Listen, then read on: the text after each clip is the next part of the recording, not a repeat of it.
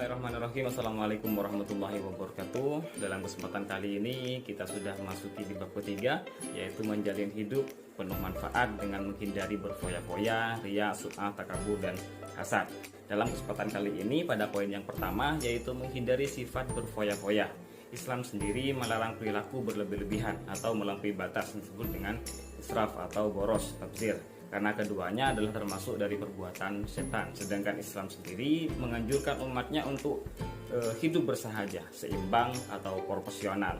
Artinya segala sesuatu yang kita lakukan hendaklah sesuai dengan kebutuhan. Kemudian bagaimana contoh tabzir dan israf dalam makanan dan minuman?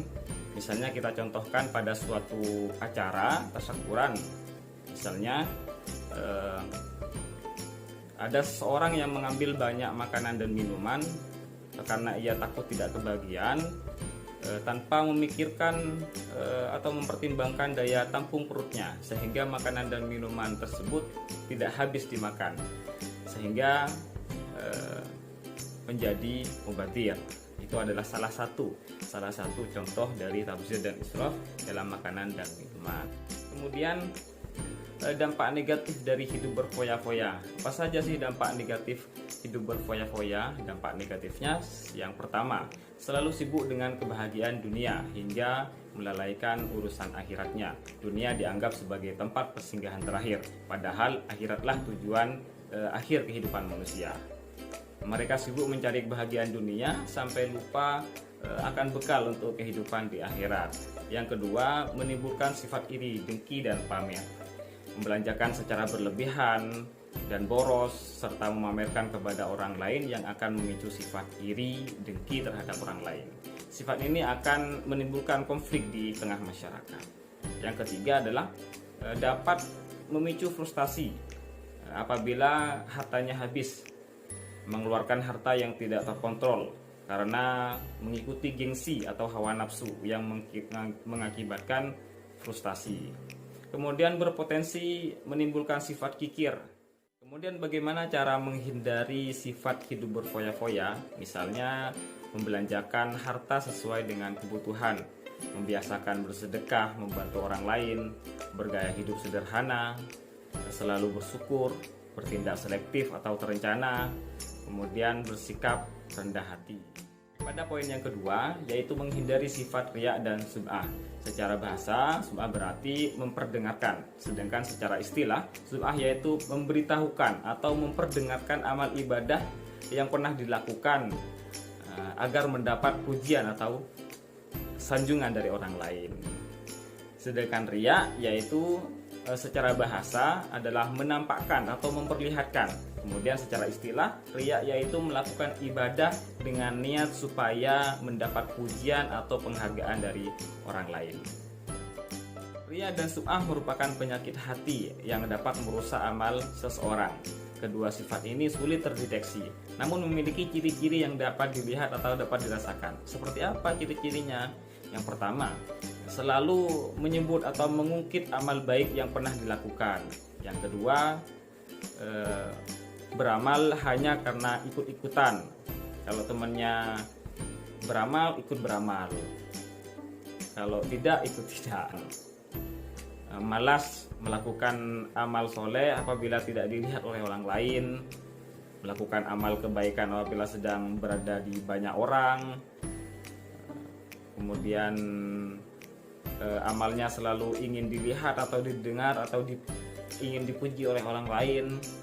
Kemudian bisa saja ekspresi akan berubah ketika banyak orang dan tidak ada orang. Bisa saja tidak beramal. Kemudian tampak lebih rajin ketika sedang mendapat sanjungan, dan semangatnya akan berturun ketika mendapat cemoohan dari orang lain. Perbuatan riya dan sum'ah dapat berdampak negatif bagi pelakunya dan masyarakat pada umumnya. Apa saja dampak negatifnya?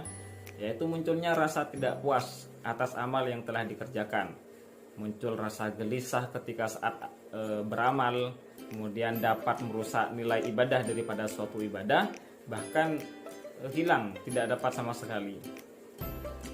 Kemudian dapat mengurangi kepercayaan dan simpati dari orang lain. menyesal apabila amalnya tidak diperhatikan oleh orang lain, menimbulkan sentimen pribadi dari orang lain karena adanya perasaan iri dan dengki. Kemudian bagaimana cara menghindari sifat riya dan sum'ah? Yang pertama, luruskan niat. Semua amal tergantung niatnya. Niatnya diniatkan karena lillahi ta'ala. Kemudian menyadari bahwa dirinya adalah hamba Allah Subhanahu wa ta'ala. Kebanyakan manusia sering lupa nikmat yang diterima adalah dari Allah. Kemudian memohon pertolongan kepada Allah. Manusia merupakan makhluk yang lemah dan penuh dengan keterbatasan. Kalau bukan karena pertolongan Allah, semuanya tidak akan terjadi. Kemudian memperbanyak rasa syukur. Semakin banyak kita bersyukur, maka akan semakin banyak nikmat yang akan ditambah oleh Allah. Kemudian memperbanyak ingat mati. Kehidupan di dunia adalah sementara. Kalau ingat mati, setiap mau melangkah ke sesuatu, apalagi memang bertentangan dengan hukum agama, kita akan berpikir 2 kali. Membiasakan hidup sederhana, meskipun banyak uang, harta berlimpah, perangkat dan kehidupan yang tinggi, haruslah hidup sederhana. Menghindari sifat takabur. Takabur adalah sikap seseorang yang menunjukkan sikap sombong atau merasa lebih kuat, merasa lebih dibandingkan dengan orang lain. Sikap takabur selalu meremehkan atau merendahkan orang lain, menganggap orang lain tidak hebat, menganggap dirinya yang paling hebat.